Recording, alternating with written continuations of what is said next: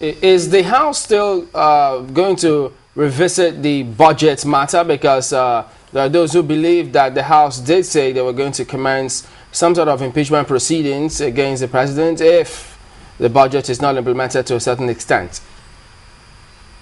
Yeah, you know, in the speech of Mr. Speaker, it was very clear. He said by next week we won't have any sitting. What we are going to do, committees of the House will break out, and of course into syndicates. Go and look at the status, because we have asked for status reports from ministries and MDAs, and of course we're expected they are flowing in. When we take those reports in terms of the capital budget, we would go and do status inquiry. If you say a kilometer, 4, 5, 6 kilometers of road is tarred with X amount, does that match what exactly is on paper? Does that match it practically?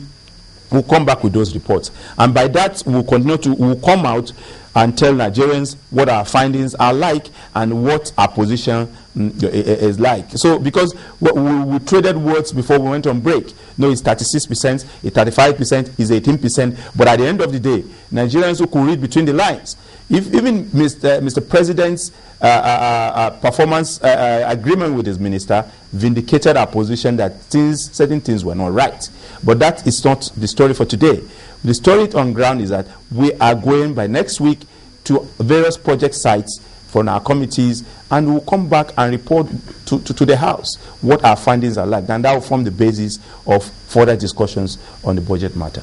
Well, good enough you're here. Before we'll let you off, there's this news making the rounds that lawmakers are asking for a pay rise as much as 7 million naira. How true is that? That is not true. I saw an headline where they said Tambuwal has had some heat around him and all that. You see, we're paying the price for doing things the other way. Over time, people have the opportunity of doing it the complacent way, and we as a House decided that in spite of coming from various backgrounds, the Nigerian project is very key, and of course our pan-Nigerian stand on every issue has made us vulnerable to attacks. We know more of this will come. People outside the 360 of us are interested on how we lead ourselves, but don't get it wrong. The most important characters in this matter are the 360 members who will determine who leads us, who will determine who is our speaker, who will determine who is our deputy speaker, who will determine our leaders. So there can be, we can, no matter how interested people out of us are on this matter, their views are not as important as our views. And our views as of today is that Aminu Waziri Tambuwal, Emeka Ehejoa are leading the House and Parliament as well, and we have no cause for complaint. So is it true then that there was no text message circulating yesterday on the floor of the House saying that, you know, they had to hold a meeting trying to impeach the Speaker? Is it also true that the Speaker did not have to hold an explanatory session with some other people, you know, trying to say how the finances of the House are being spent and that they are not shrouded in secrecy? You see, if there is any House that has, since we came in, if you know the person of the Speaker and of course the leadership of the House, is that monies are not the problems of these men, and as young people, how much gets into their pocket is not what the issues are like, but following due process as far as we're concerned. Every member of the 7th Assembly knows what the finances of the House are, and from time to time we interface at sessions to exactly explain to us how, because if you want to preach, you must preach what you practice.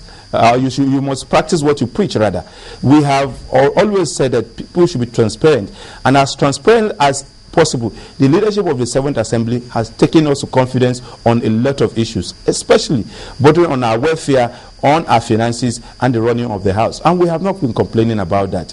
Text messages, yes, people will have put up text messages, new members want, because let me tell you, people will always have the compartments. As we are in the House, new members will always want to have a platform. Old members were, but at the end of the day, we're members of one big family.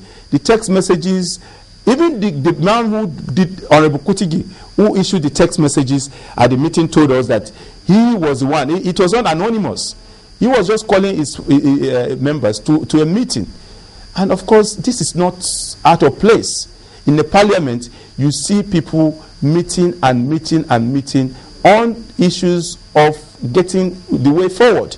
So what you think, text messages or no text messages, there is no threat to the leadership of the House. There is no crack, because the unity of the 7th Assembly is not negotiable. That we have told ourselves in clear terms from the beginning, and we're maintaining it.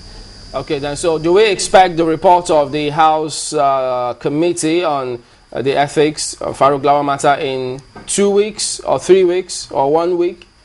No, I tell you, very soon. In a couple of days, it will come. It will come to play. I assure you, because I even personally interacted with the chairman of the committee, and the man is ready. So I'm sure that the report will come out as usual. It will be made, at least it will be laid before the House, and of course we will adopt, and you will know what our stand is on the matter eventually.